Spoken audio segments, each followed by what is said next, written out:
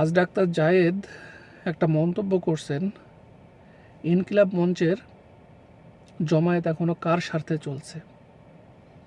এটা কি বললেন তিনি?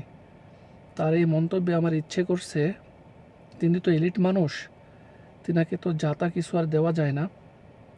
তো পৃথিবীতে যত ভালো ভালো খাবার আছে সব একেবারে গলা পর্যন্ত খেয়ে ডাক্তার জায়েদকে বলতে হবে যে তুই একটা চেয়ারে বস, এরপর আকাশের দিকে তাকা, এরপরে সামনে দাঁড়ায়ে নিজের পেটে চাপ দিয়ে টাটকা বমিগুলো যদি তার মুখের উপর করে দিতে পারতাম তবে হয়তো একটু শান্তি পেতাম। এটা ভিকটিম ব্লেমিং, নৈতিক দেউলিয়াপনা এবং খুনকে পরোক্ষভাবে বৈধতা দেওয়ার চেষ্টা।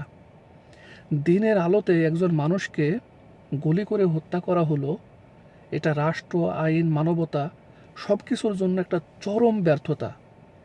সেইখানে দাঁড়িয়ে যদি ডাক্তার জায়েদ বলে কার স্বার্থে ইনকিলাব মঞ্চের জমায়েত এখনও চলছে, তাহলে আমি তাকে প্রশ্ন করতে চাই, খুনের বিচার চাওয়া কবে থেকে কারো স্বার্থ হয়ে গেল মিস্টার জায়েদ? একজন মানুষের প্রাণের মূল্য কি এতটাই তুচ্ছ? শরীফ ওসমান হাদির হত্যাকারী বিচার চাওয়া মানে রাষ্ট্রকে তার দায়িত্ব স্মরণ করিয়ে দেওয়া, আইনের শাসনের পক্ষে দাঁড়ানো, আর ভবিষ্যতে আর কাউকে যেন এইভাবে মরতে না হয় সেই দাবি তোলা।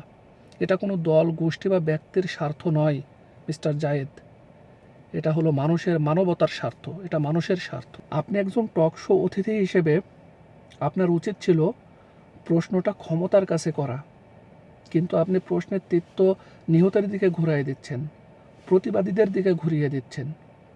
এটা সবচেয়ে ভয়ঙ্কর। আপনি এই মার্ডারটাকে নর্মালাইজড করার চেষ্টা করছেন, বৈধতা দেওয়ার চেষ্টা করছেন। এটা মেনে নেওয়া যায় না মিস্টার জায়েদ।